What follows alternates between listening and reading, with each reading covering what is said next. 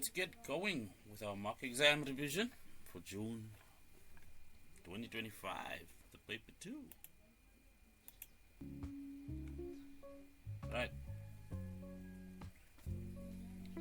So, chronological order makes sense. Let's start with Pierre de Fermat, one of the developers of coordinate geometry as we know it.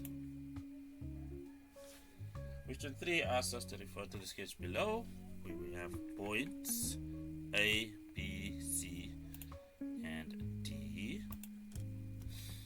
They have coordinates x, y, -4 and q, 0 and 3, and 2 and 1 respectively.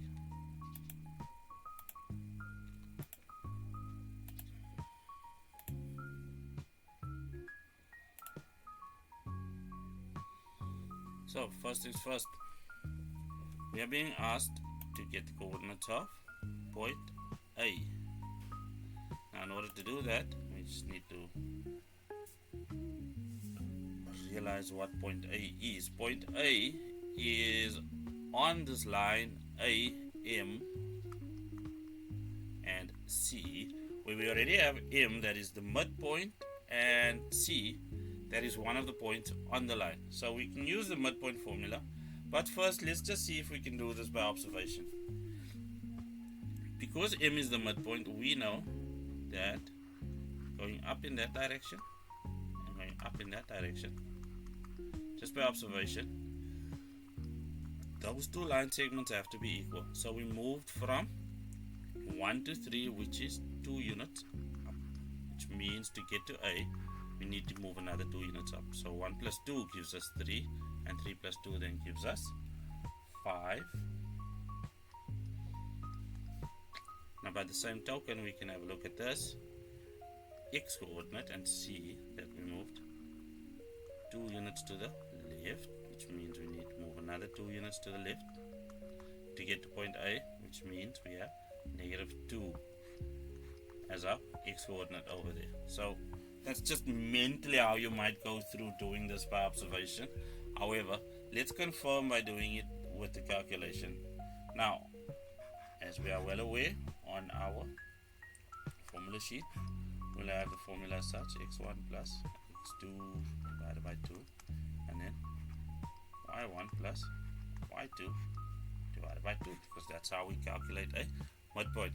Now, let's substitute what we have. We have our midpoint M, which has coordinates 0 and 3, and then filling in our x coordinates. What do we have? Well, we have the coordinate for C, which is 2, plus, well, we need x at A, and that's going to be divided by 2 as well. And then by the same token, we have a coordinate 1 for C, plus, obviously we're going to need y at A's coordinate, and that's divided by 2. Now if we have a look at these two equations, we have 0 being equal to 2 plus x at A divided by 2, and then obviously 3 being equal to 1 plus y at A over 2. Well, for both sets, let's multiply both by 2, and then we'll have 0 being equal to 2 plus x at A, and then over here obviously we'll have 6 being equal to 1 plus y at A. So to resolve this, subtract 2 from both sides, and we can see that x at A is equal to -2. Check. Then subtracting 1 from both sides, that zeroes out, and we'll have y, the y coordinate at A, being equal to 5, and that checks out as well. So hopefully that was telling.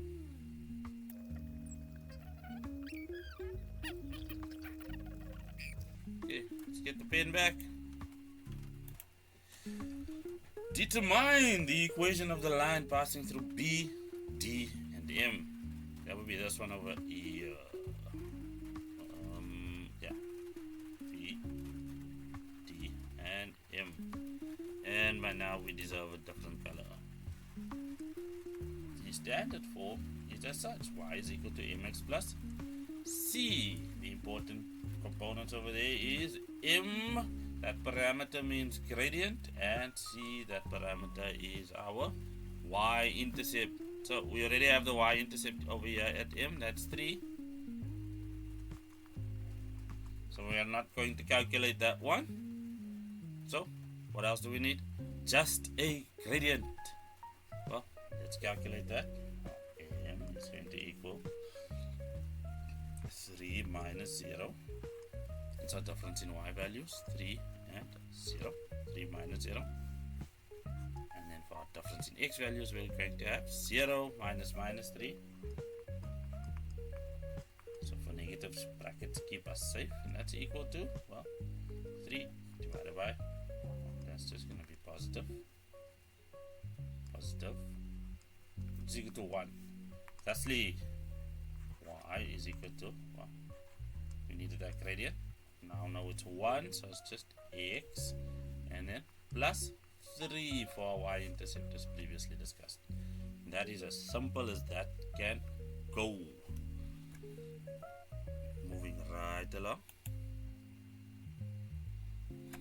Well, as we can see, we have an updated diagram. Just need a new pen color. Maybe this will make us green within B. Show that B, M, C. B, M, and C as an angle. That one over there. We need that to be 90 degrees. How are we going to prove that? Quite simply, we know that the gradient 1 multiplied by gradient 2, if that product is equal to negative 1, then we can say, therefore, whatever the first line is will be perpendicular to the second line, taken from these subscripts over here, of course. So, we already have the gradient of BM, so the gradient of BM is equal to 1 from our previous calculations and from this annotation over here. Now we only need the gradient of MC, so M to C. So the gradient of MC is equal to, not difference in y values, 3 minus 1, 3 minus 1 of course. That's going to be divided by the difference in x values, which is going to be 0 minus 2. So that's 0 minus 2. So that is 2. And that is negative 2. 2 divided by negative 2 is equal to negative 1. Therefore, gradient of BM multiplied by the gradient of MC is equal to negative 1. Thusly, BM is perpendicular to MC, which means that angle BMC is equal to 90 degrees as required. Let's see. Options. Let's just erase everything on the slide. There we go.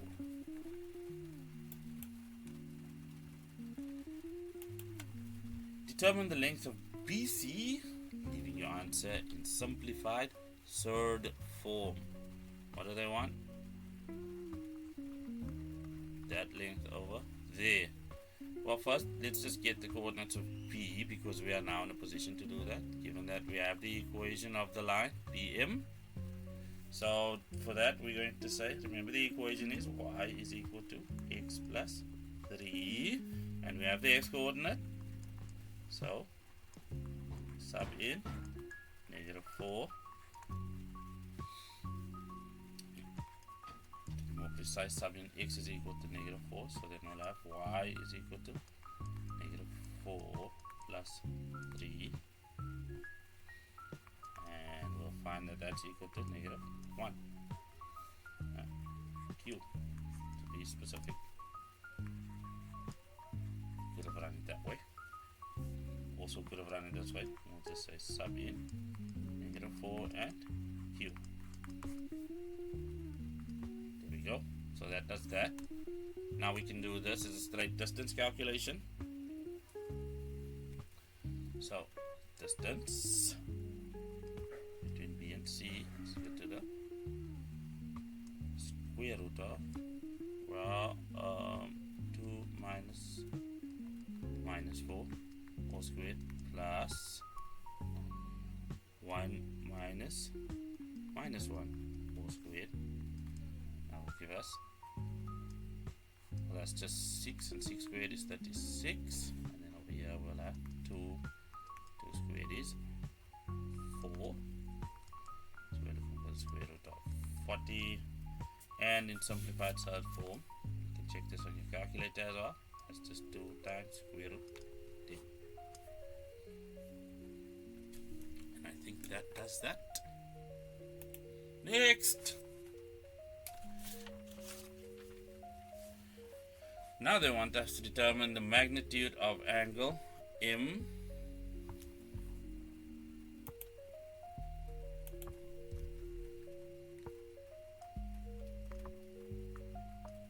B C, angle MBC. So it's this angle that they are requiring.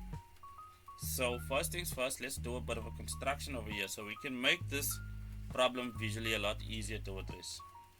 So how do we do that? Well, a good idea might be to have a line parallel to the x-axis drawn through the vertex B. So there we have such a line. This is going to enable us to bring down our angles of inclination for the various lines that are involved. What do I mean by that? Let's just get some different colors so we can color code this idea. Okay, so over here, let's call this angle alpha, and then we'll call the big angle over here, so that'll be alpha, and then the big angle will be beta. So if we have a look at it, this corresponds to this angle over here, which is the angle of inclination of BC, and beta will correspond to the angle of inclination for BM. So that gives name to the angle that they want in one more form. Other than calling it MBC, we can also call it, well, beta minus alpha. So that setup over there is now good enough to reference.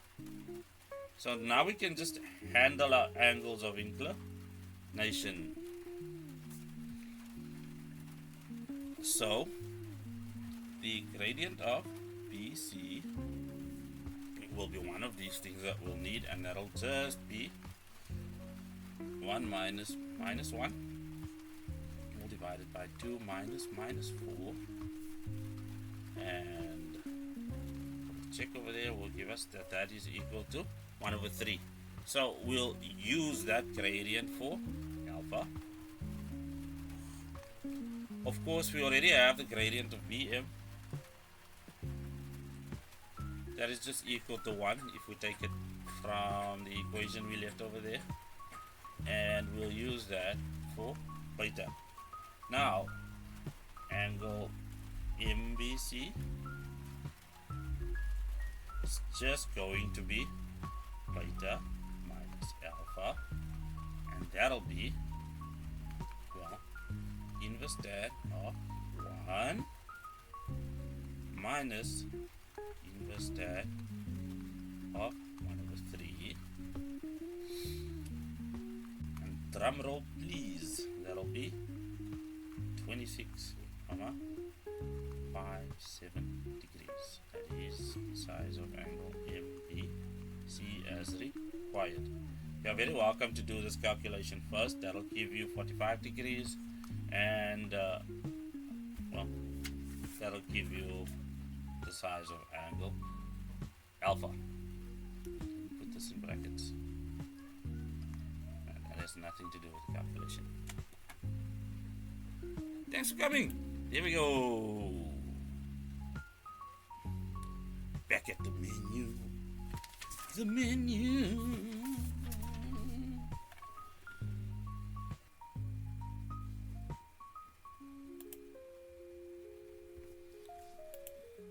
Question 4. One of the other contributors towards the field of coordinate geometry, of course, is Mr. Descartes over there. So in our diagram, the equation of the circle centered at B is given by x plus 1 all squared plus y minus 1 also all squared, and that's equal to 20. So let's just stop there and then digesting all of that information. That's going to mean that AB, our radius over here, has length square root of 20 because that's the radius. So that means, and then we'll have B having coordinates minus 1, which checks out, it's to the left of the y-axis, and then 1 because it's 1 up. So we've got that. DF is a tangent to the circle at A with D and F, the x and y intercepts respectively, and then C, negative 1 and 6 is a point on DF. So let's give those coordinates their values with BC parallel to the y-axis. That seems good, and it checks out because the x-coordinate on C is negative 1, as is the x-coordinate on B. Write down the coordinates of B. Well, we've done that. It's just negative 1 and 1. That's just to be more precise. 4.1.2 show that AC is equal to the square root of 5. Let's just bring back this value. Square root of 20. Well, let's see, we don't really need coordinates over there because we've got this, which is negative 1 and 6, remember, from that bit of information, which means we can calculate the length of BC quite easily by observation. It's just a difference in its y coordinates because the x coordinates are the same. Remember, these lines are parallel to each other. So 6 minus 1, that gives us 5 units. Now, from my Euclidean geometry, I should be aware of the fact that this BAC is perpendicular to, or BAC as an angle is 90 degrees because AB is perpendicular to DC, because tangents, in this case DC, are perpendicular to radii. So we'll say that AB is perpendicular to DC. Why? Tan perpendicular to radius. Well, why is that important? Well, it gives us AC as one of these sides. It turns AC into one of the sides in triangle ABC over there, which means we can invoke Pythagoras. Let's just go, therefore angle BAC is equal to 90 degrees, and we can say that AC squared is equal to BC squared, which is our hypotenuse in this case, being opposite a 90 degree angle, and then we just subtract AB squared. Let's just quote the Greek who was credited for this. Well, BC squared is going to be 25 minus AC squared. Square root of 20 all squared is just 20, and that's equal to 5. But remember, that is AC squared. Therefore, AC is equal to the square root of 5 as needed. What do they want? Write down the value of tan of theta. Well, we can have a look here. There's a theta. This one's not going to work for us. We'll need the coordinates over here at D to pull that off. So a better idea might be to use this theta because we have actual length for the triangles, for the triangle over here. And given that they want tan of theta, we'll just use those references because it's opposite over adjacent. So it's going to be the square root of 5 over the square root of 20, which we can rewrite as the square root of 5 divided by, what 20 is just 5 times 4, and 4, the square root of 4, the square root of 4 is just 2. Remember, the square root of 5 is not resolved, so that's just going to be 1 over 2. It's not exactly writing down, but it is very easy because nothing stops us from taking this and punching it into a calculator. The next issue is AB, because we need to show that the equation of AB is given by the y, and that y should be equal to negative 2x minus 1. AB. Well, given that we have the gradient of CD. Now remember, why do I say we have the gradient of CD? Well,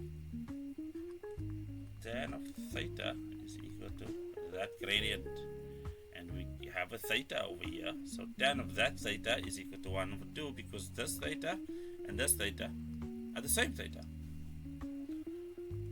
So that's just going to be 1 over 2. Why is this important? Well, AB is the gradient that we require. Remember, this is negative 1 and 1. So we can say that the gradient of AB is equal to negative 2 over 1. Why? Because AB, as previously stated, is perpendicular to CD. And that is enough. Right. Now, from that, we just need a set of coordinates, which we have in B. So, subbing in B, which is negative 1 and 1, into y equals mx plus c, we have 1 being equal to, what's the gradient? Negative 2 from over there, and our coordinate is minus 1, and 2 plus c. Well, that's equal to 2. So if we transpose the 2 by subtracting 2 from both sides, we'll have 1 minus 2, which is negative 1, and that's the value of c. Therefore, y is equal to negative 2x, getting our negative 2 from there, and now c is minus 1, and that is all as required. Once more, clean up. It's a bit too clean, but nevertheless. Determine the coordinates of A. Not the one, those coordinates now, but we have this equation here. All we need is the equation of CD over there. Well, given that we have a gradient over here, which is a half, and we have a coordinate, we can get the equation of CD. So for CD, what we will say is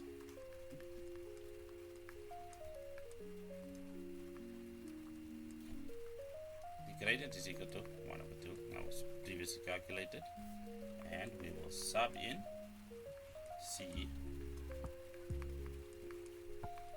into y is equal to mx plus c, which will give us 6 being equal to 1 over 2. That's negative 1 plus c. So that's negative half. That's what we'll get. We add a half to both sides, and then we'll get 13 over 2 as the value of c, which means therefore our y is equal to 1 over 2 x plus 13 over 2. And that makes sense, because f, as we can see over there, is higher than c, or should be a greater distance vertically up from the x-axis. Now, because this is a straight line with a positive gradient, which means it's increasing as we move from left to right. All concepts which you can use to double check our logic. So we will take y is equal to negative 2x minus 1, which is the defining equation for AB, and then the one we just worked, y being equal to 1 half x plus 13 over 2, that's the defining equation for CD, and we make them equal to each other because the point of intersection is what we are looking for, that being described with the letter A. So let's do that.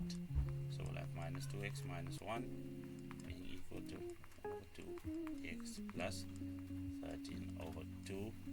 Just immediately multiply everything by 2 and we'll have minus 4x minus 2 is equal to x plus 13. Well, what we can do now is transpose the x's. Minus x gets rid of that on that side, so we'll have minus 5x, and then we'll add 2 to both sides, and we'll get minus 5x being equal to 15. Therefore, dividing both sides by negative 5, we'll get that x is equal to minus 3. So let's put that in there. That checks out because it's to the left of the y-axis. It's also to the left of B, which is the center of the circle. Let's not forget that. Now, the easiest way to get the y-coordinate would be to use that equation, and we'll do that. So y will be equal to minus 2 multiplied by minus 3, the x value, whose y counterpart we now need, and then minus 1. What we'll see there is that that is equal to, well, 6, and 6 minus 1 is equal to 5. So this will have a coordinate of 5, which again checks out because it's slightly below C, which has a y coordinate of 6. So there we have the coordinates of A. It all tracks physically from an analytical sense. If we look at the graph,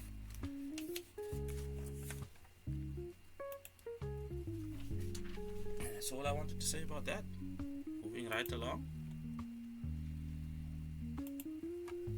with a green color, no less, we need to calculate the ratio of the area of triangle ABC and the area of triangle ODF. Now we need to find out where ODF is. Well, we have OD and F. Well, we do have F's coordinates. That's going to be 0 and 13 over 2 from the equation which we calculated. We have 0 over here. Then we just need the coordinates of D, which we can get from said equation, which was y is equal to 1 over 2 x plus 13 over 2. How do we do that? Well, on the x-axis, our y values are equal to 0.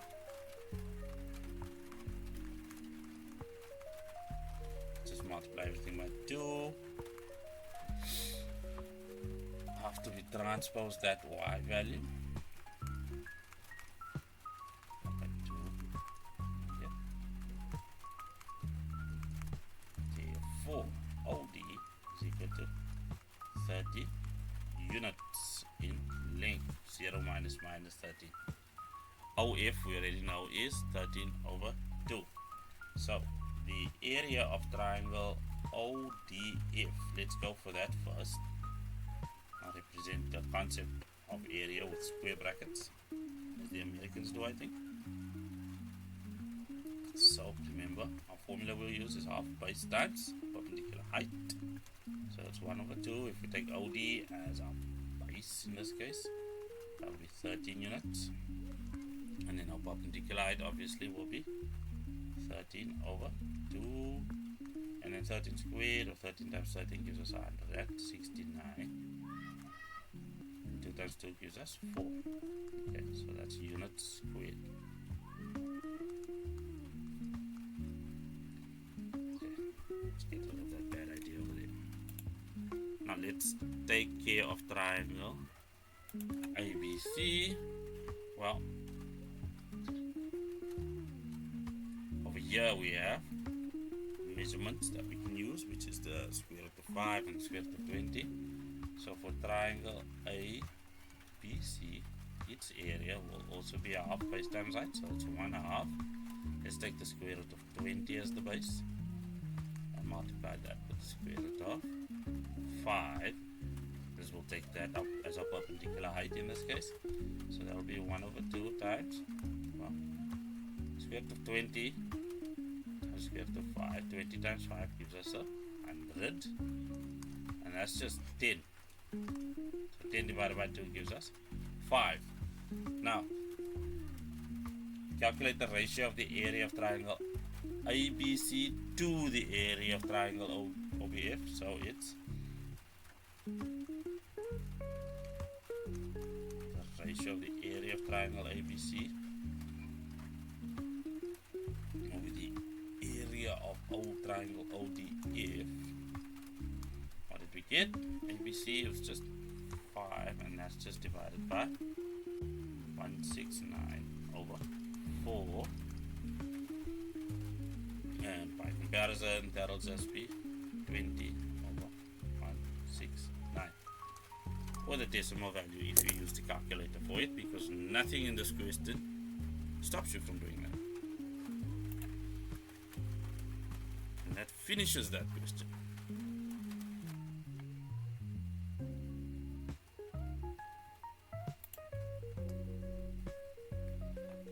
Our next topic involves trigonometry. Quite a lot of it.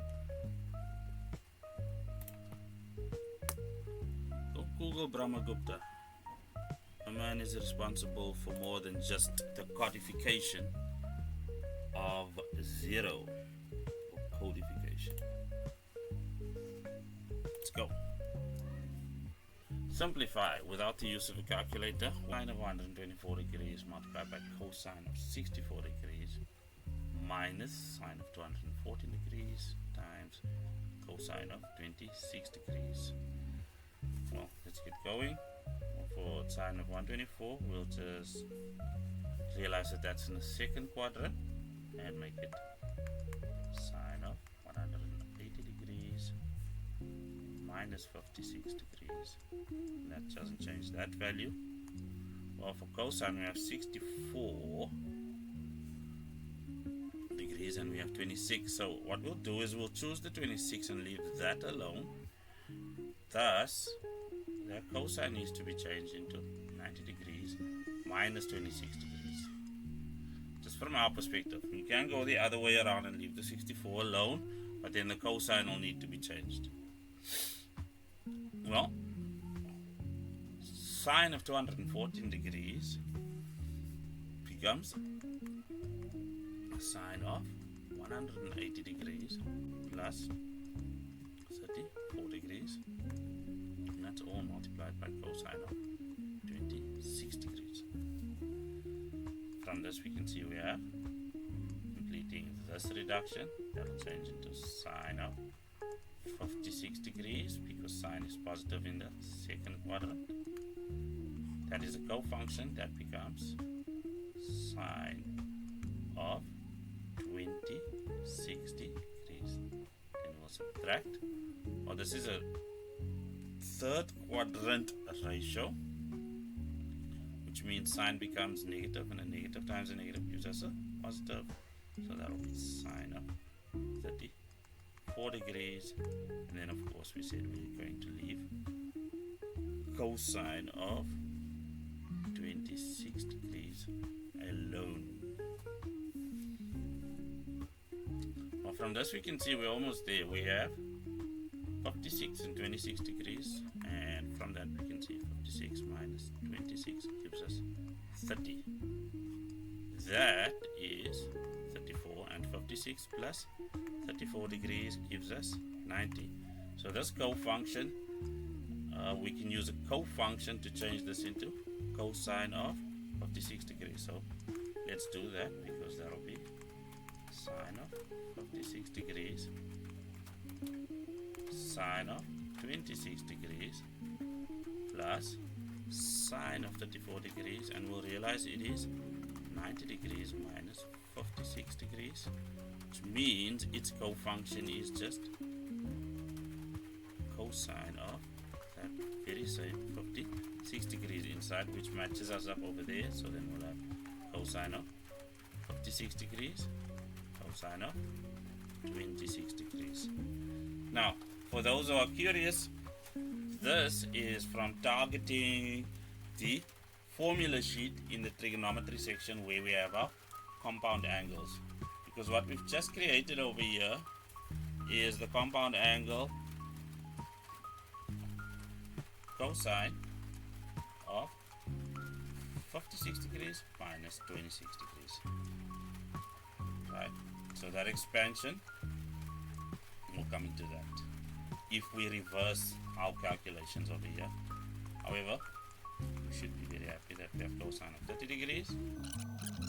It's cosine, so that's square root 3 over 2. And that is as simple as that goes.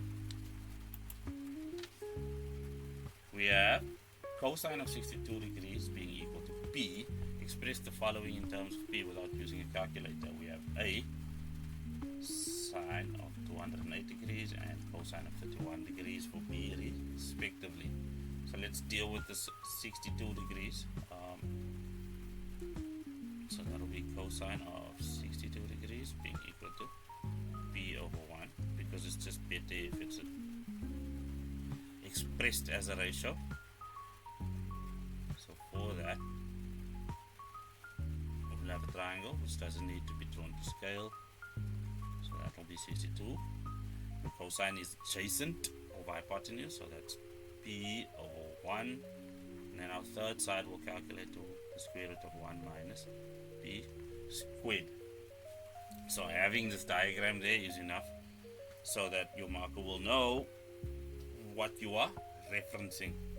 So let's get back to this. Well, 208 is quite obviously not anywhere close to 62 degrees. So there's one thing that we haven't completed over here, and it's the complementary angle over there, which if we subtract 90 we'll find is 28 degrees.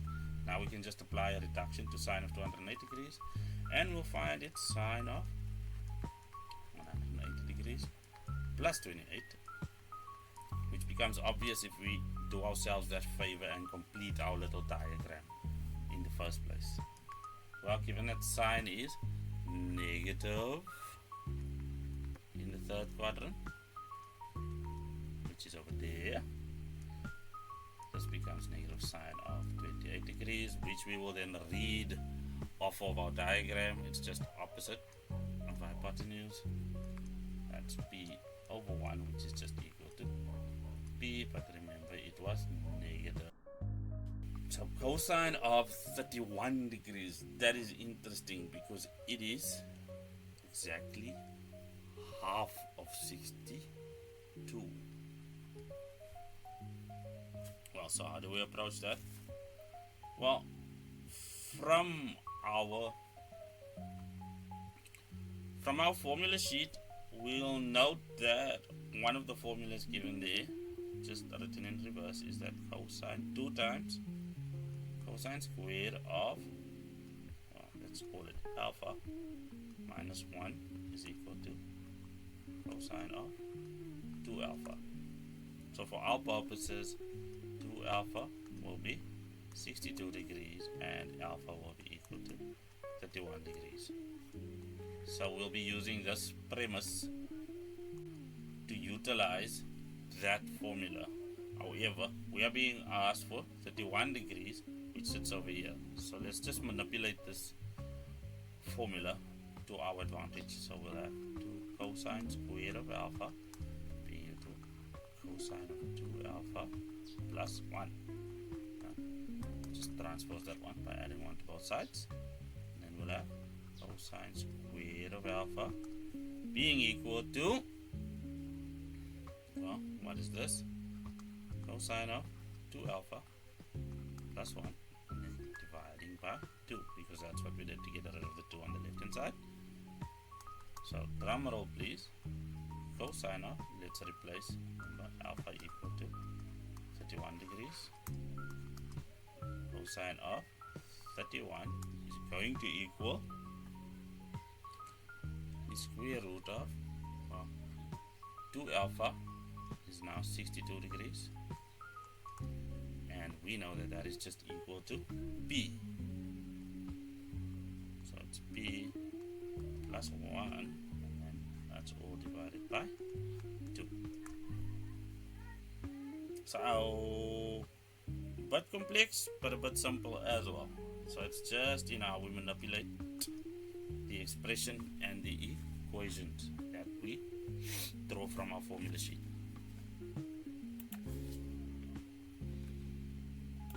Next in line, if Q is equal to sine of 35 degrees, write cosine of 70 degrees divided by sine of, well, let's see if we can get a degree symbol there to that 325 in terms of that aforementioned Q. Cos of 70 degrees using our formula sheet breaks down into cos of 2 times 35 degrees, which you have over there, and using the correct formula we can just sub that sine squared of 2 times 35 degrees, which is something we have. Well, Q is sine of 35, so Q squared is sine of 35 squared, so that'll be 1 minus B squared. Now let's have a look at sine of 325 degrees. The eagle-eyed amongst us will note that that is sine of 360 degrees minus 35 degrees, which is of course negative sine of 35. Given that is the fourth quadrant where cosine is positive. Now that of course is just negative Q. So putting it all together, this entire thing, which is cosine of 70 degrees divided by sine of 325 degrees is equal to 1 minus B squared, all divided by negative Q. And that is good as it is. So now we're being asked to show that sine of 540 degrees minus x multiplied by sine of negative x minus sine of 90 degrees plus x multiplied by cosine of 180 degrees minus x is all of that is equal to cosine of 2x. So looking at our left hand side, that is just going to break down into, well, if we take away 360 degrees, the extra rotation inside that 540, we are left with sine of 180 degrees minus x. This then becomes, or reduces to, negative sine of x, because the negative rotation sits in the fourth quadrant over here, and only cosine is positive over there. Sine of 90 degrees plus x, that's the second quadrant, so that is the co-function of cosine of x from that perspective. And then this is the second quadrant, and cosine is negative over there, therefore that becomes negative cosine of x. So simplifying further, this reduction is sine of x, because sine is positive over there, that's also sine of x, so let's just take the negative out front. That negative and negative becomes a positive, and then we will have cosine squared of x. Well, let's just flip the order, so we'll have cosine squared of x. This is sine squared of x, but it's being subtracted. And a quick right to left look at our formula sheet will have us realize that that is just equal to cosine of 2x, which is equal to our right hand side. There, we've done that into an identity and we have proven it. Now they are saying, or asking us in 5.3.2 to hence or otherwise, well, definitely not doing the otherwise part, because this work on the left hand side over here has been done. So we will take that expression and then say for 5.3.2 that cosine of 2x is equal to -1. Yeah. Which means our reference angle has 2x equal to 0 degrees, right? So therefore we'll have that 2x is equal to 180 degrees plus 360 degrees times k. So this is a graphical solution. If we think about it, that is cosine, and it's equal to -1, where theta or x is equal to 180 degrees. Halfway through its period, which is 360 degrees, hence that modifier to the expression on the right hand side. Now from that we can just divide everything by 2.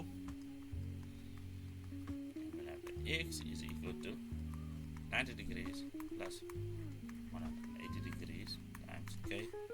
Yes, of course, and that makes sense because, have a look there, that is a modifier to the period on the inside, or to the argument of the cosine function.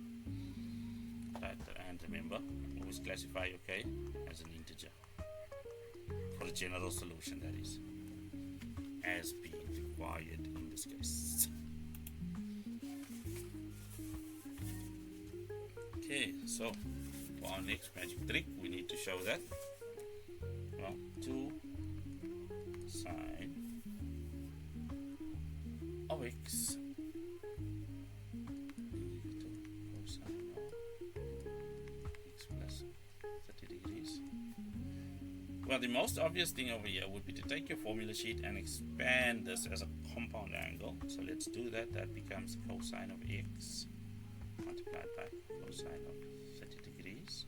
And then we'll subtract sine of x being multiplied by sine of 30 degrees. So let's get our special triangle ready. It's just 1 to square root of 3. Remember the sine, 2 sine of x on the left. Nothing's happened to that. We haven't forgotten about it.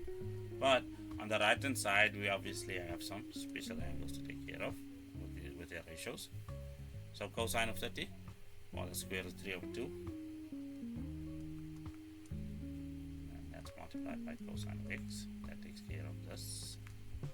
Subtract sine of 30, that is 1 over 2.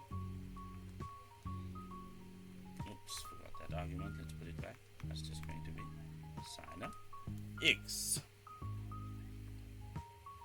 Right, so now we have our special angles executed in their particular ratios.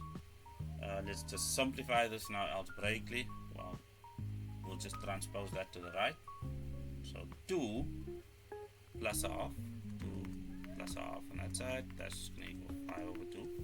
So we'll have 5 over 2 treating sine of x as like terms, and that's all equal to the square root of 3 over 2 times cosine of x. Now we can multiply the entire equation by 2. That's getting rid of those 2's. So we'll have 5 times the sine of x equal to the square root of 3 times cosine of x. Well, we want tan of x, which means we have to divide both sides by cosine of x, multiplied by its reciprocal, and then obviously also by 5. So we'll multiply both sides by this. So sine divided by cosine of x, sine of x divided by cosine of x, and then, so there we go. So that's left on that side, and then obviously we are dividing both sides by 5 as well. So that takes care of that. And you can see there we have the square root of 3 over 5 5. Therefore, tan of x is equal to the square root of 3 over 5 as required once more.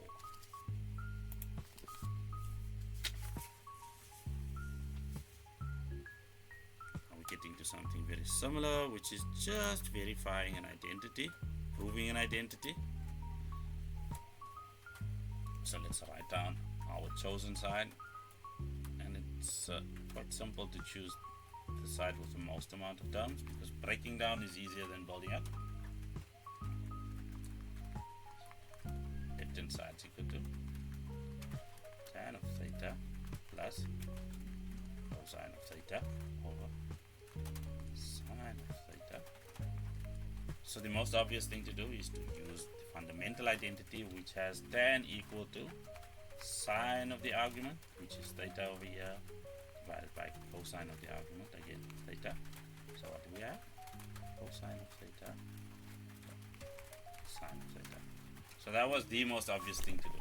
Well, now we have fractions with different denominators, which means we'll add them up with a common denominator. In this case, that's just going to be sine of theta multiplied by cosine of theta. Why do I do it in that order? Because that's the order in which sine of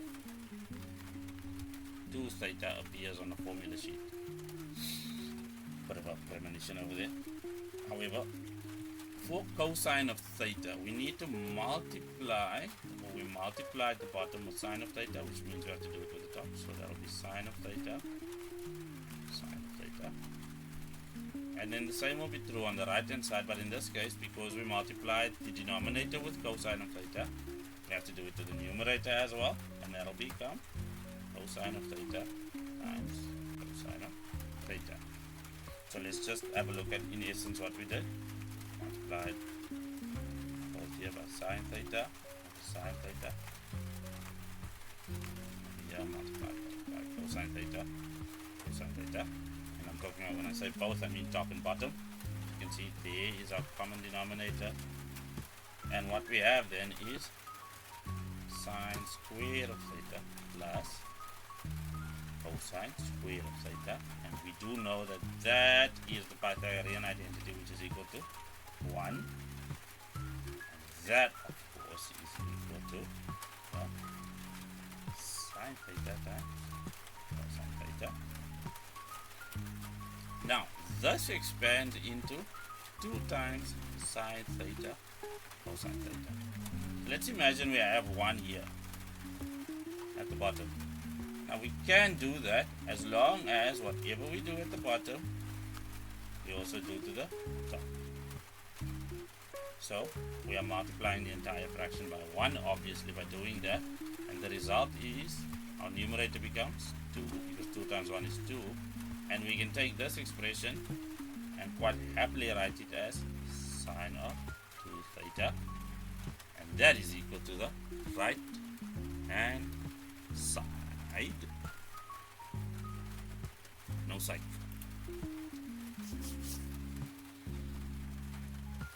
So, our next problem is an equation.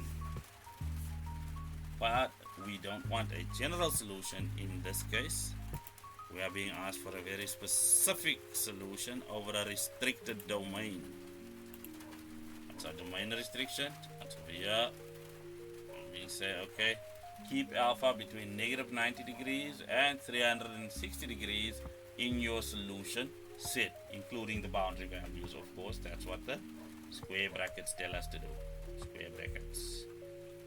Square brackets include the boundaries. Include the boundaries. Well, let's begin.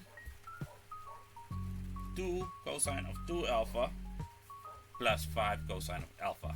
Well, we want to keep it with 1 ratio, and a double angle is manipulable, whereas a normal ratio with just a singular argument, being alpha in this case, is a bit more difficult. So it's not impossible, but let's stick to what we can do much easier. So that is going to be 2, because the inside, or 2 alpha in this case, I want to change that into 2 cosine squared alpha minus 1 from my formula sheet, and then plus 5 cosine alpha minus 4, that's equal to 0. Why did I transpose the 4 so early in the game? Well, I'm seeing a quadratic forming over here because there is a cosine squared. So let's just distribute the 2 in there and we'll get 4 cosine squared of alpha minus 2 plus 5 cosine of alpha minus 4, and that's all equal to 0. Well, let's set this such that it's in standard quadratic form, which means that will yield 4 times cosine squared of alpha plus 5 cosine of alpha. Negative 2 and negative 4 gives us negative 6, and that's all equal to 0. So now we can imagine, let's just get a different ink so we can have a look at this equation if it was stated algebraically. Would look like this if I substitute every cosine of alpha for an x. Now from that we can see that this would have factors of 4x minus 3 x plus 2. So that's where I leave the algebra. So hopefully that brings us all closer together so that the actual factors with the trigonometric arguments in total look like this. Cosine of alpha plus 2, that's all equal to 0. So that enables us to use our zero product rule, which will give us cosine of alpha equal to 3 over 4, or cosine of alpha equal to negative 2. So that is out of range because our normal cosine graph goes from positive 1 to negative 1. So there,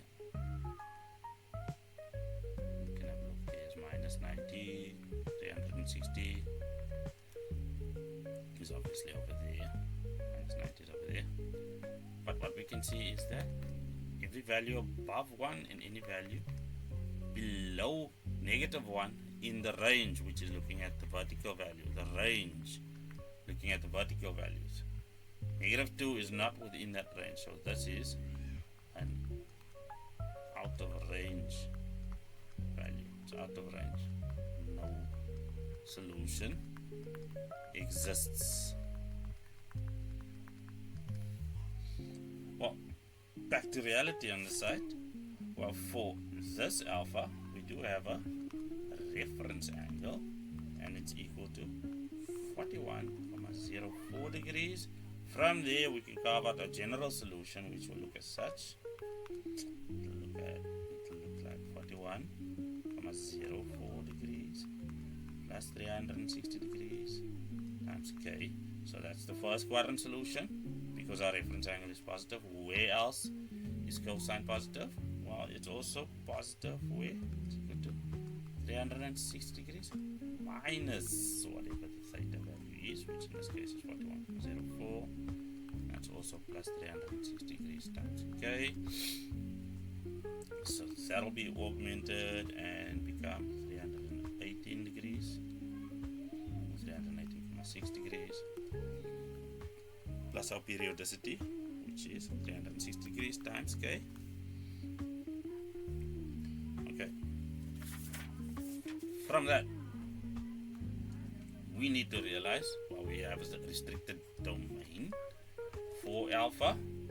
So alpha, in our case, is a member of the restricted domain of solutions, which is negative 41,4 degrees.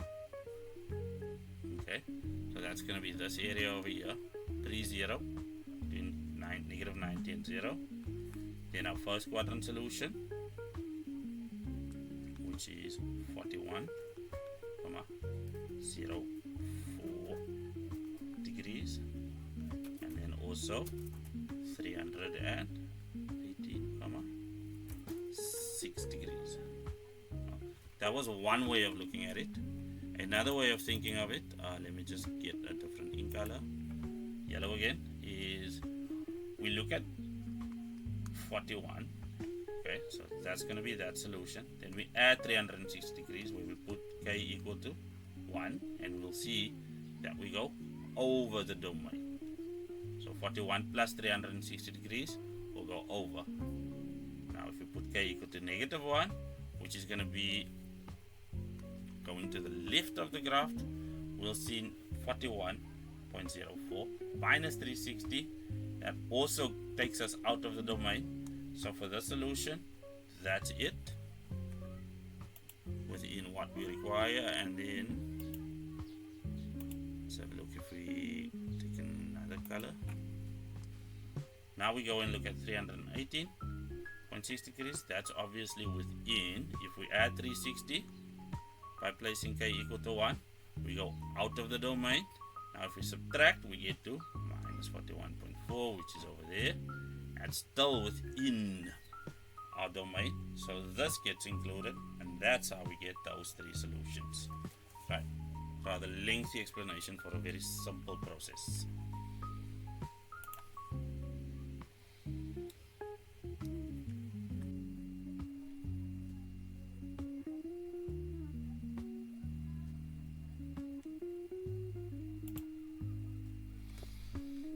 So moving on to question 6, where we have a pic of John Napier. Apparently he worked a bit in trigonometry, not just logarithms. So over here we have our diagram for the two graphs, and the defining equations are as such. Let me just get a nice ink color there of blue. Well, for G we have B cosine of x, and for f we were given sine of ax. So first things first, we are being asked to calculate, and to get to the value of that modifier, what we do is basically just take 360 degrees and divide it by a, which means if we take this to its logical conclusion, we can divide both sides by 720, so multiply both sides by a,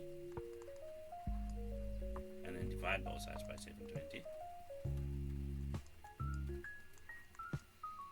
So that's just normal mathematical functioning. That's equal to 1, so we'll have a, that's equal to 360 divided by 720, so a is equal to 1 over 2.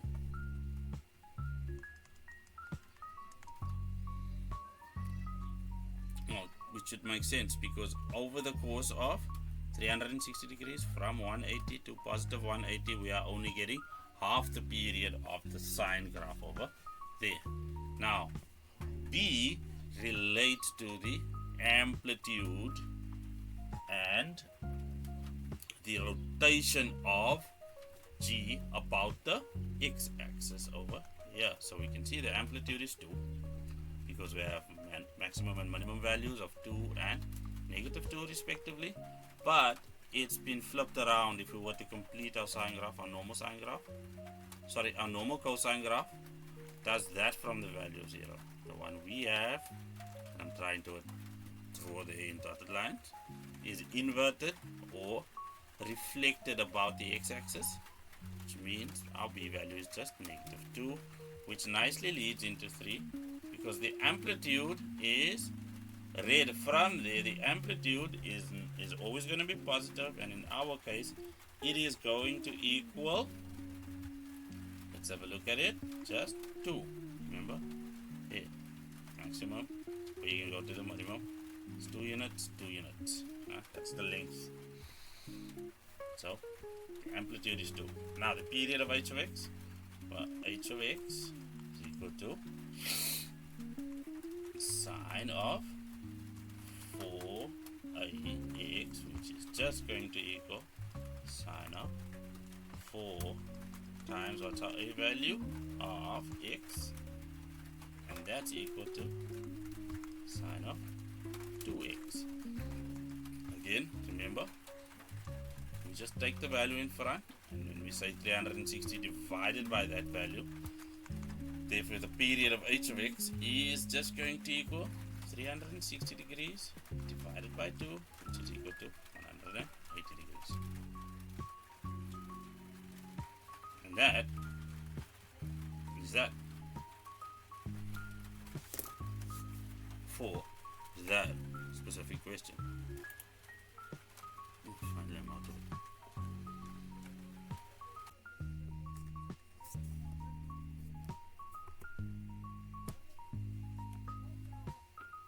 So, moving right along.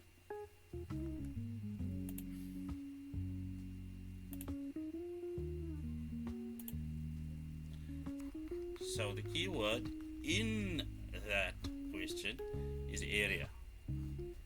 Because what we're dealing with is, let's think of it as the base of that triangle being QP, that distance between the points on the chord itself, and then going all the way up to the top of the netball post. So from that, what can we do? What do we have? Well, we have the angle between QP and PM. So we've got an included angle over there, and then on its side we have 2K and K, which is sort of directly equal to that. Well, that's all we need, together with the included angle, to apply the area rule, which is what we'll do. So by the area rule, which is conveniently on our formula sheets, we'll have that the area of triangle MPQ. Remember, you might have to write that out. I'm just using a shorthand that I found in many American videos where they use square brackets to indicate the area of the triangle. Remember, it's so the area of triangle ABC is half A times B sine of angle C. So just be careful how you apply that. That has to be side included angle side. So for us, we will have 1/2 on one side QP is equal to K, and that's multiplied by, on the other side being 2K, and what's the included angle over there? 2 theta, so it's sine of that included angle, which is just that. Now we just simplify, so those cancel out. This becomes, the sine of 2 theta becomes 2 sine theta cosine theta, and then K times K is just K squared.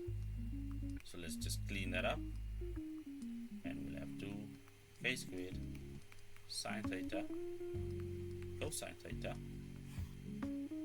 as requested in the beginning by the question. I don't know if it's requested or demanded. You'll have to figure that out on your own. Right. For the next question, we need to show that MQ is equal to the expression K times the square root of 1 plus 8 sine squared of theta.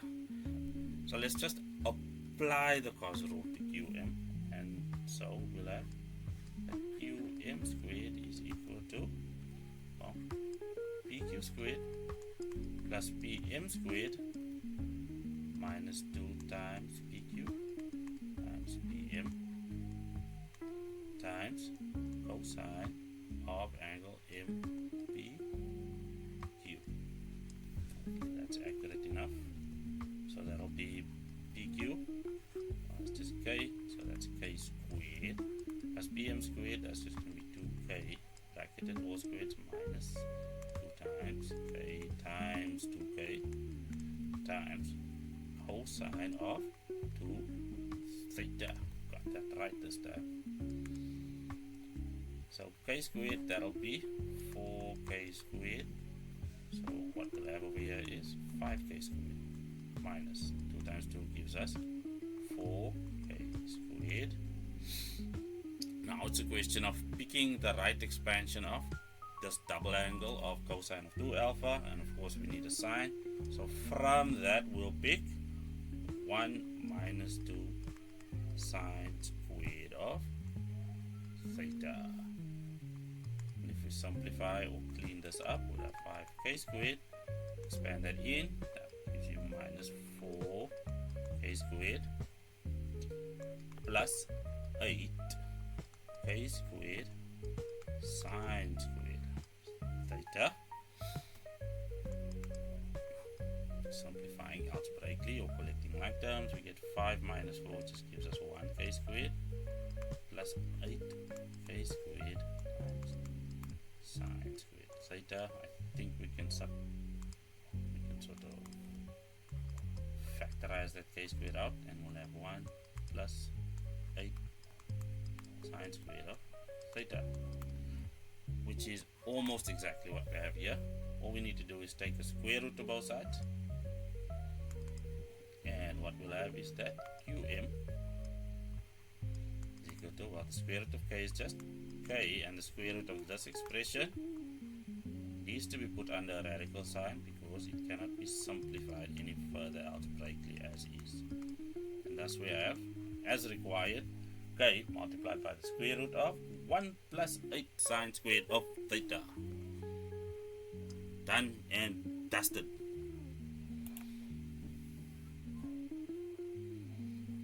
Let's see if we can move along.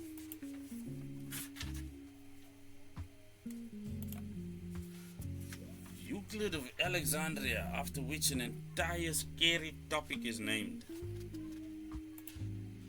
After which? After whom? Well, we're just being asked to prove the theorem which states that angle AOB is equal to 2 times angle APB, which is the good old angle at center equal twice the angle at the circumference. And that this is not a very difficult or complex theorem to prove, but as a general rule we are given this configuration to prove, the one that looks like an arrowhead. I think most of us are familiar with this, and then the construction. Now have a look at the point of the arrowhead, which is on the circumference, and it needs to go through the center. So we are not going to change this, even though it looks a bit weird for our purposes. It's from the circumference, and then it needs to go through the center. Okay, so it's the vertex of the angle at the circumference through the vertex of the angle at the center, and then we'll just give it a name. So that is physically what our construction is going to look at.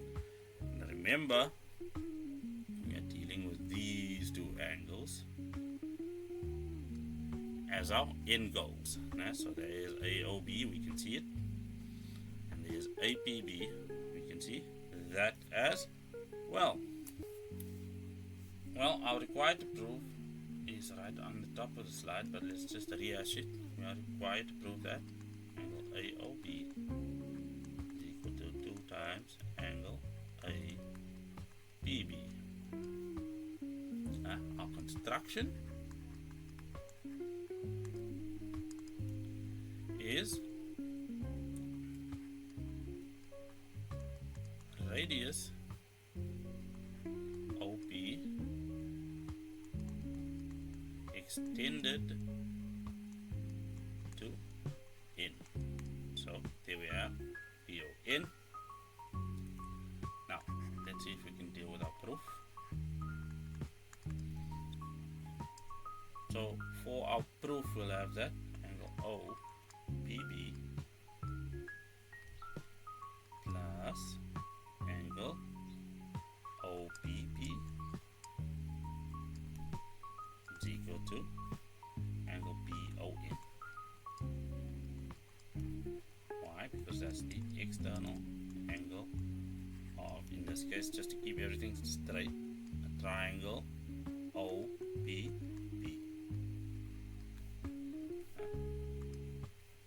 So I have now OPB and OPB. But OPB as an angle is equal to OPB as an angle. y equal angles opposite radii, which are by definition equal to each other. Therefore, angle BON, our target angle, this big one over here, is equal to 2 times angles OBB.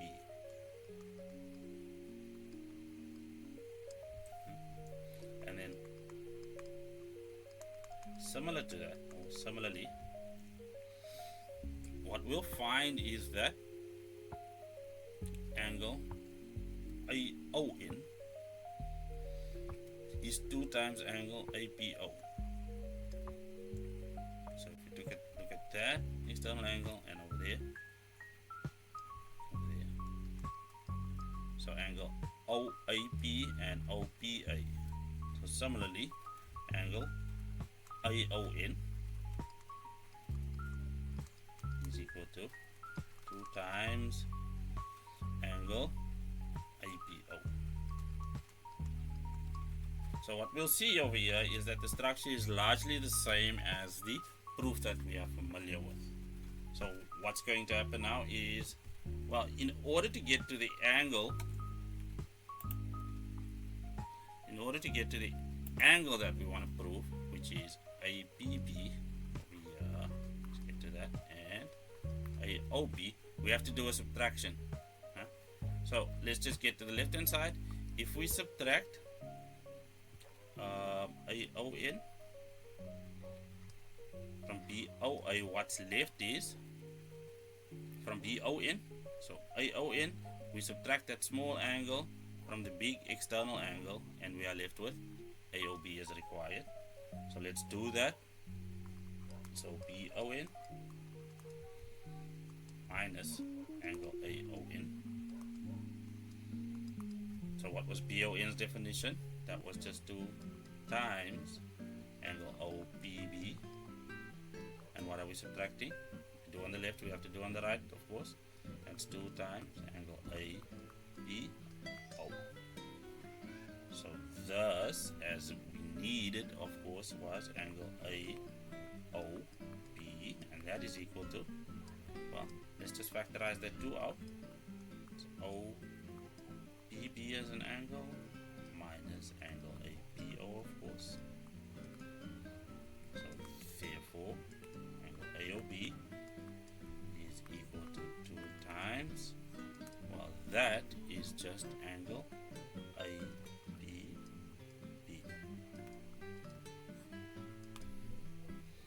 So, right, for 8.2,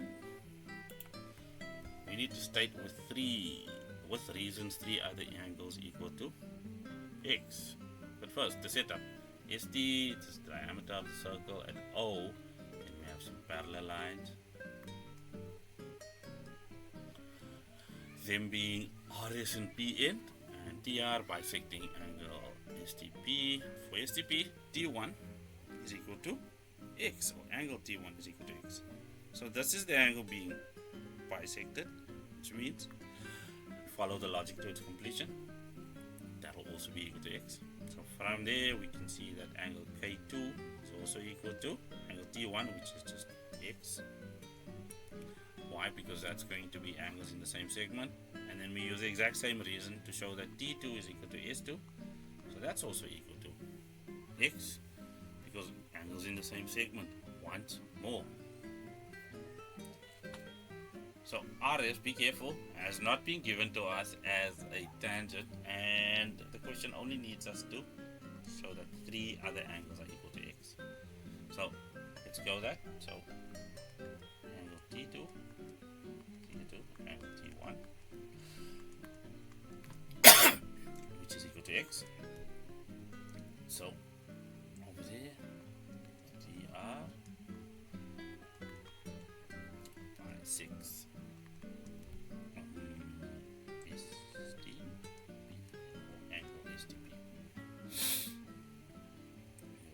Next on our radar, we can say that angle K2 is equal to angle T1, and that will be equal to x.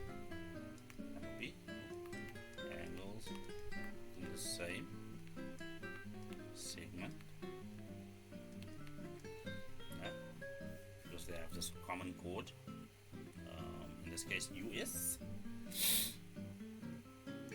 We say after that S2 as well, so angle S2 is then equal to angle T2, which is also equal to X, and for the exact same reason, angles in the same segment. I trust that your handwriting is better than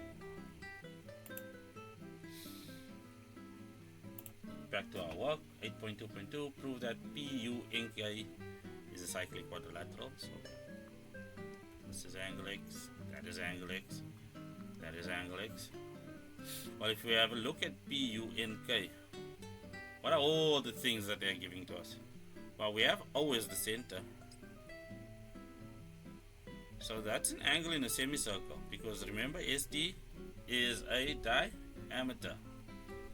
K1 is also equal to 90 degrees for the exact same reason, which means we can invoke the angles on the straight line to show that the adjacent angles both equal or add up to 180 degrees. So that'll be opposite angles of a cyclic quad, or we can just do it for one. PUN would be my favorite version, and then we can invoke the external angle of cyclic quad. So let's go with that. So first things first, angle U1 is equal to 90 degrees. Why? Angle in semi circle. Now, what did I want? From that, I wanted that angle PUN be equal to 90 degrees as well. From that, we'll just angles on a straight line and right adjacent to angle U1. And then what we'll use is angle K1 is equal to 90 degrees, which is what we want. Again, angle in a semicircle. There we go. Therefore, angle PUN is equal to angle K1, which means that PUNK is cyclic as required, because we are invoking the converse of the external angle of a cyclic quad being equal to the opposite internal angle. That is about as complete as that it needs to be. Adios. So what have we invoked? We have invoked the external angle, the SPUNK, being equal to the opposite internal angle, which is what our concluding statement says to finish off this nice rider. So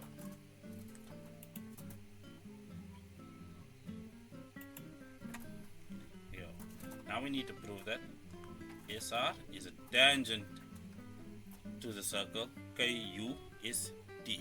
So let's just mark KUST off. KUST, and they want us to prove that SR is a tangent. Now before we get to that, let's just mark off our x's, values of x that we had. Now that one at K2 is now very important, because if we follow on, we now have that PU. Let's get a different color. So if we follow what we just proved, we have that PUNK is also a cyclic one. So this K2 is equal to P1 over there. That is just from having proved that PUNK is concyclic. So we can state that with confidence. And then From that, because we have parallel lines and alt angles, so P1 and S1 are alt angles between parallel lines, we'll have that. So now we can invoke these alt angles and prove that via P1 that is also going to be equal to T1. It's just equal to X. Therefore, we have proven the converse of tan chord. Okay. So if the conditions for tan chord are there, then RS is forced to be, very logically, a tangent to the circle at the contact point. Yes, so let's do that. So what we'll say now is that, well, angle P1 is equal to angle K2, and they have done us the convenience of these x's, so that's equal to x as well. And what we'll say there, well, that's just those angles in a semi-circle. Radio. Then we can also say that, well, angle S1 is equal to angle P1, which is equal to x, because alt angles. And then let's quote the parallel lines. RS being parallel to PN. Now remember, T1 is also equal to x, and that's been proven already. Not proven, that was given.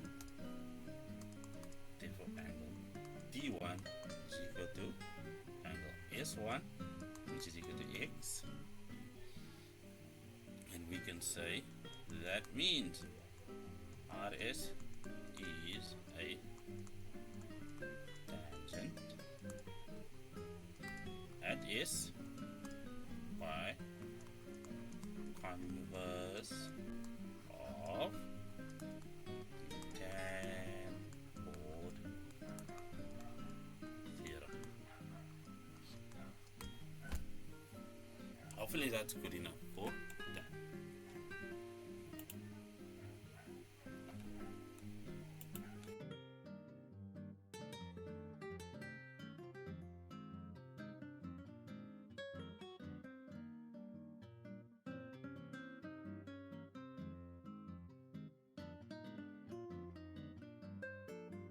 For question 9, we have the following arrangement. What we see here is that PQ is a tangent at D. So, right over there. Okay. And then they tell us that AB is equal to BC and that AB is parallel to DC. So, that's pertinent information right over there. It's not parallel. And then they give us a parameter for angle ADP, which is just equal to x. So where do we go from there? Let's see. That happened to be important information. X, and then the parallel lines. Right over there, such as they are. So show that angle ADP is equal to angle BCA. Angle BCA. So first things first, let's just see where this x takes us. Well, it's tan chord is the first thing that we see. So from there, that's the chord. Well, that's the angle that's pertinent. And from there we can say that, well, C2 is then going to equal A1, and then we'll have an x over here, because those are alt angles, and we have AB parallel to DC, of course. Then we have equal angles, opposite equal sides, of course. So angle C1 is equal to x over there. And BCA is angle C1, so that's the route we'll take. So angle ADP is equal to angle C2, which is equal to x. That's just going to be our tan chord theorem. Then we can say that angle A1 is equal to angle C2, which is still that's same x, and they are alt angles, with AB being parallel to DC. Well, that's the condition that invokes the equality of the alt angles. And then of course we have A1 equal to C1, C1 equal to A1 still equal to X, and that's equal angles, opposite, equal sides. And then with that whole chain of reasoning, we can say that therefore angle ADP is equal to angle BCA. Now, don't forget to elegantly end off with the conclusion that was required in the beginning. Light blue this time. So we're being asked to express ADC, which is this angle over here, in terms of x. So let's just start with all the angles that we know are equal to x, and we can see the sum of the angles. The triangle dictate that angle B over here is equal to 180 degrees minus 2x, and then the opposite angles of a cyclic quad are equal to 180. So if we add this to angle D, we're supposed to get 180. Well, it's just going to be that missing 2x over here. So if we add these up, just in a rough sense, 180 minus 2x plus 2x, that's equal to 0, is equal to 180 degrees. So that's the arithmetic we want to create. So let's just do a reasoned version of that in a logical chain. So angle B is equal to 180 degrees minus 2x, and that's just the angles in a triangle which dictates that logic. Then angle D, or ADC as it is stated over there, is going to equal just 2x because those are the opposite angles of a cyclic quad, and that's good enough for that. Now we're being asked to prove that AC is equal to BD for 9.3. So AC would be that line segment over there, and BD is a line segment that is not drawn in. So let's do ourselves a favor and then let's just do it for us. So let's look at AC first. We can see that AC is being subtended by an angle of 2x in terms of magnitude, and then BD that we just created is being subtended by an angle of equal magnitude, again 2x. Okay, so that's all we need to state. Okay, it's that angle BCD is equal to angle ADC is equal to 2x. No reason required. All the proof is in the previous 9.1 and 9.2 reasoning that we've done. Okay, so in fact, if you want to just feel comfortable, you can just say proven above. The reasoning chain sits there for any marker to conclude. But because BCD and ADC are equal angles, we can say therefore AC is equal to BD, and over here our reason will be equal chords subtended by equal angles. It's a bit of an obscure corollary of angle at center, or angles in the same segment. Yeah, so it starts off with angles at center, which leads to angles in the same segment, and then this is an obscure corollary of that. Go through your theory, it should be there. Relevant stuff. So that finishes off with Pythagoras. Now that was Pythagoras himself. Next,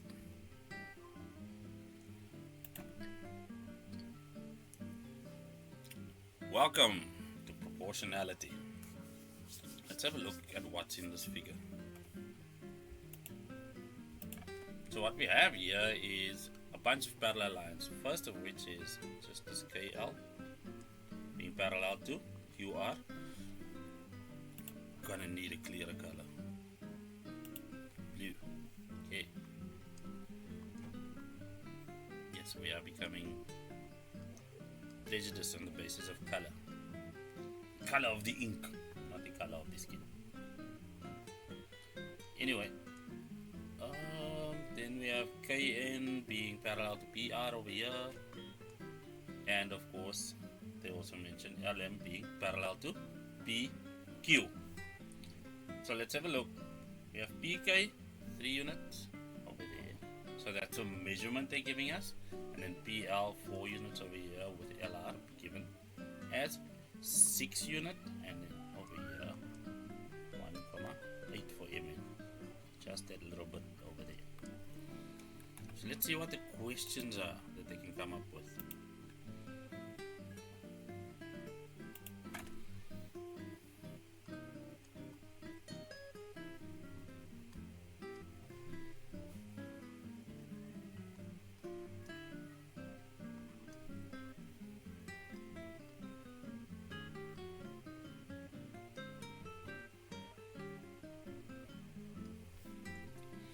So first off, they want us to calculate KQ. Now what we can see over here is that KQ over PK can be compared to LR over PL, right over here. Because the way we do this always is what you want over what you have. So we want KQ over here, so we'll put it over PK. Then on the other side we have LR, which has a value of 6 over PL, which has a value of 4.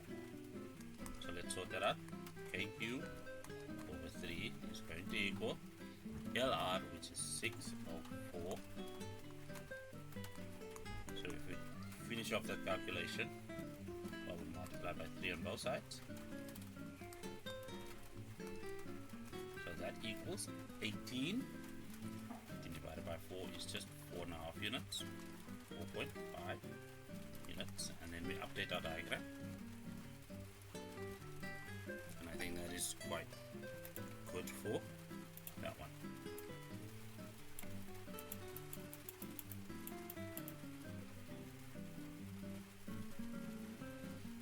Okay, that's going better.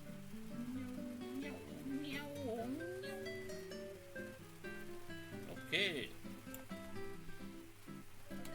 Next.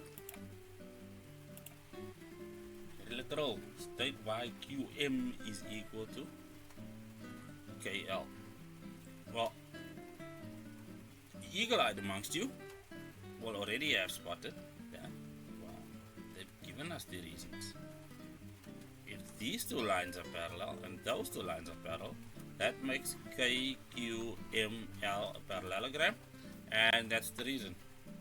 Okay, so the reason why this is true is because they are the opposite sides of a parallelogram. And if you want to be cute about it, you can quote the parallelogram. That's KQML. I think this is surplus to requirement.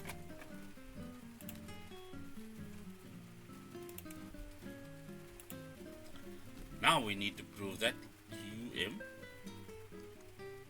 is equal to NR. So this is QM and they want it equal to NR. Well, we already know that QM is equal to KL. That was proven in the previous problem. Now, for our next trick, we just have to state that KNRL is also a part. And that's what we'll do. What we'll say is that KNRL is a parallelogram. Why? Yeah, two sets of opposite and parallel sides. That's all that's required for that to be true. Now we can say QM is equal to KL, opposite sides of a palm, or proven above in that case. Then we can also say that NR is equal to KL, also opposite sides of a palm. And following that reasoning chain, we can confidently just state what was required in the beginning. There. Reasoning chain complete. Question 10. Done and dusted.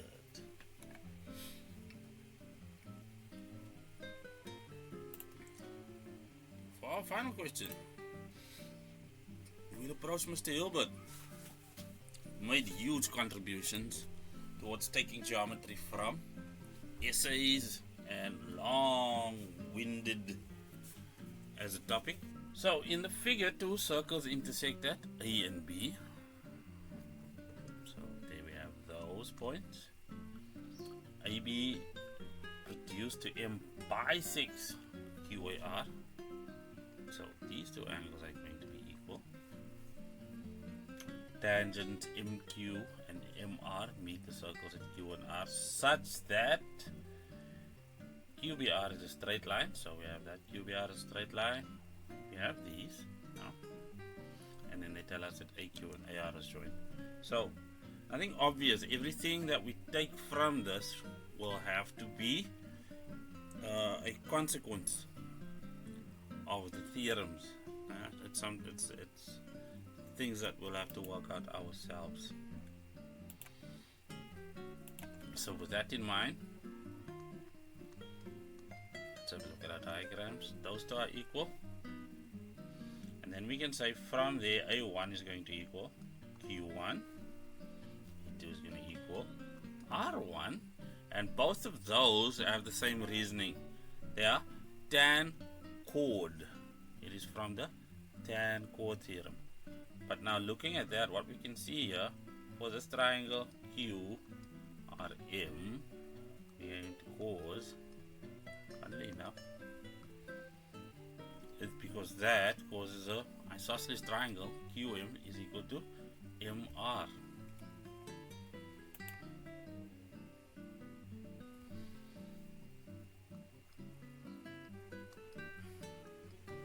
QM is equal to MR over there.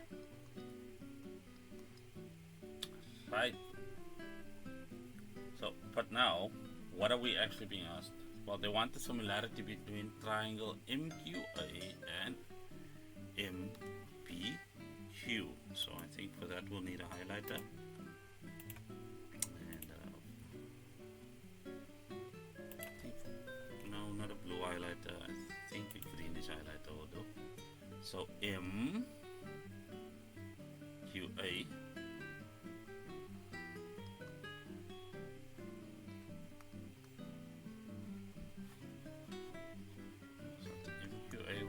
With that triangle, and then we can highlight the second one, which is MBQ. I think purplish will stand up quite nice. Yep. So just for this one, MBQ and MQA.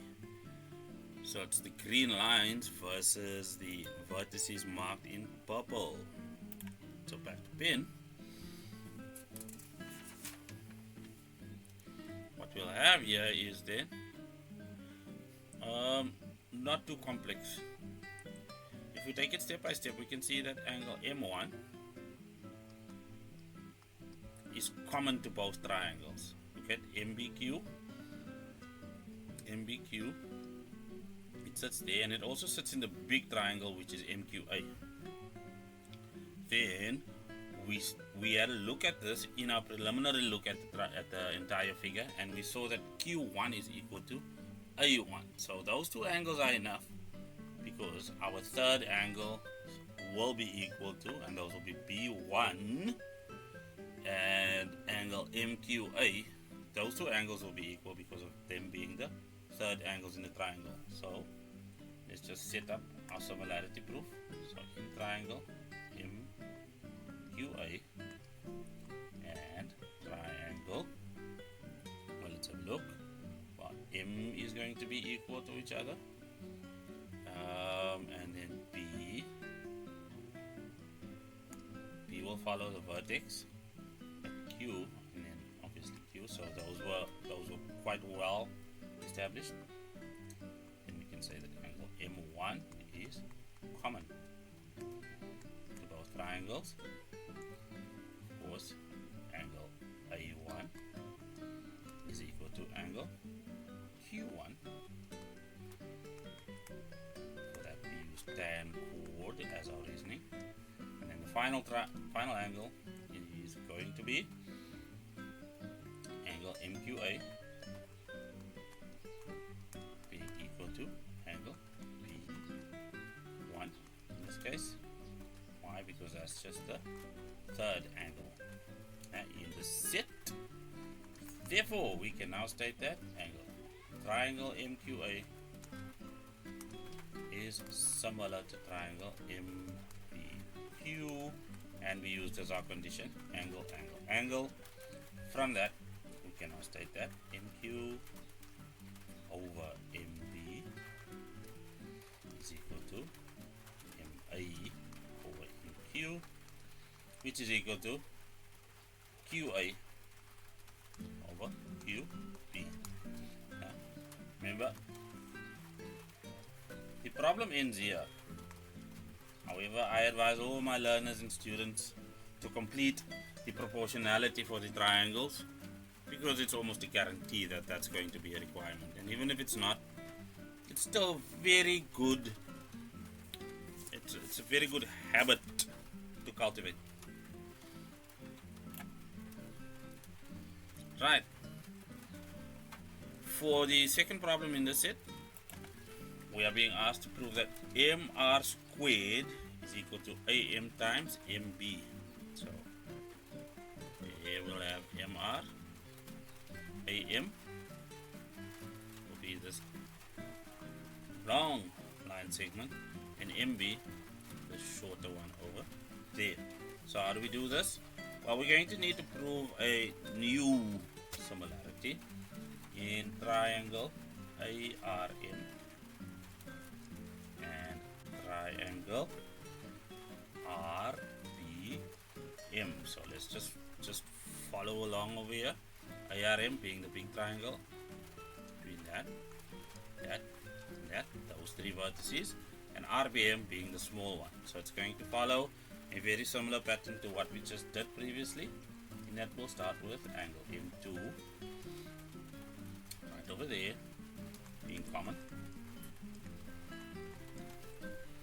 Then angle R1 is equal to angle A2. Remember, we set that up here right in the beginning, by noticing the tan chord relationship between those two angles. And then of course we have angle ARM being equal to angle RBM, those being the third angles in both triangles. Okay, that makes triangle ARM similar to triangle RBM, and once again we use the angle. I know I just previously used that as my notation for the similarity condition, but both are acceptable as far as I'm aware. And from that, what I said was a very good habit to cultivate would be, well, have a look, AR over RB is equal to AM over RM, which is equal to RM over BM. Now, for this, let's just have a look. Well, we're going to need a MR, which we find over there.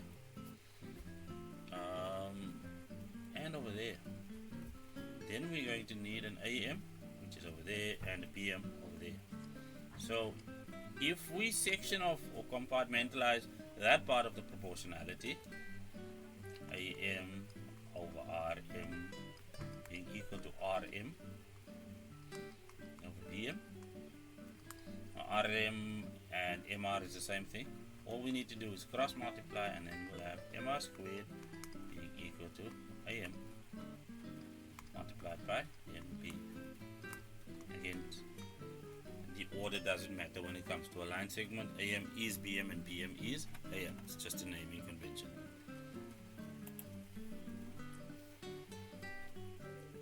Well, for the final one, all we need is to just pull everything together.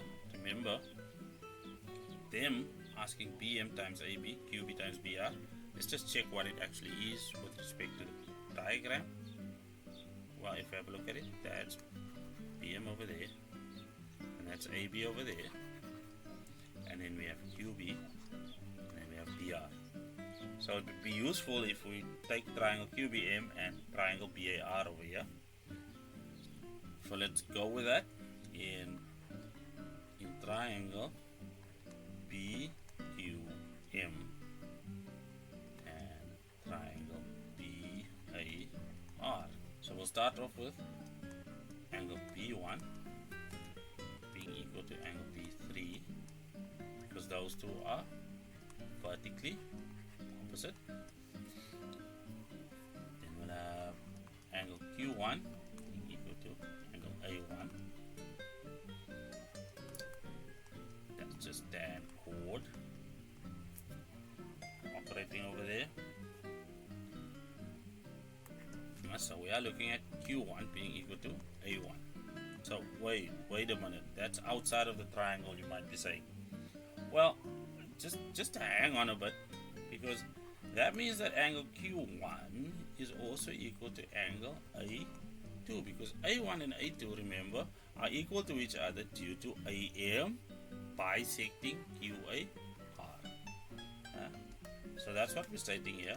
AM bisects angle QAR.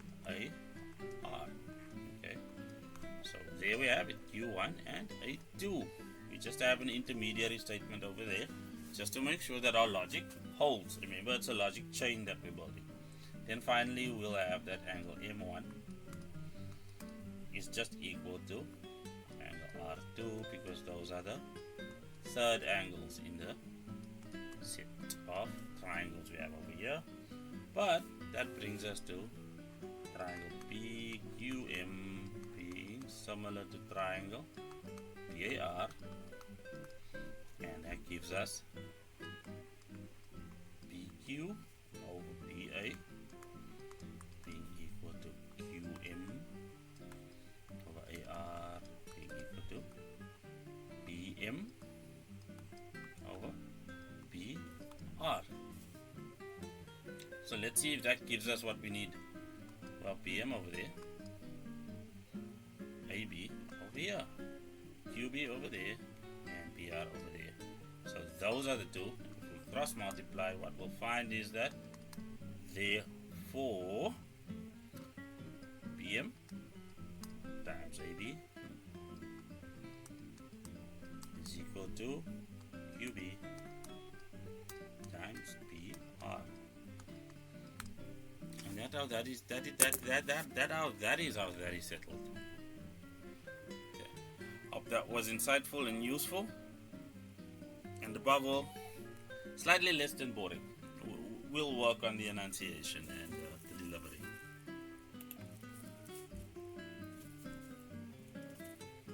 Caffeinated Maths. Out and out. Over and out. Thanks for listening and watching.